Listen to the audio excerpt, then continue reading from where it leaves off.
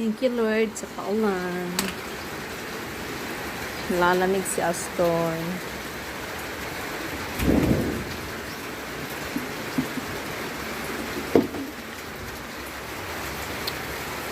Di ba umuulan na sa amin?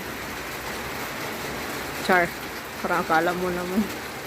Lagot ka pag hindi tumigil yung ulan na yan. Babahain ka na naman eh. Charot. Pagising ko kanina, pag kanina pa itong madaling araw, umuulan na siya. Nahina lang naman pero carry na to.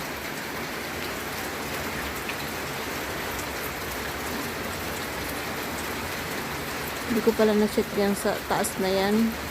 Kasi maraming dahon eh. The last time, mahangin. So yung mga dahon na yan, baka napunta sa bubong tapos magbarado siya sa ganyan.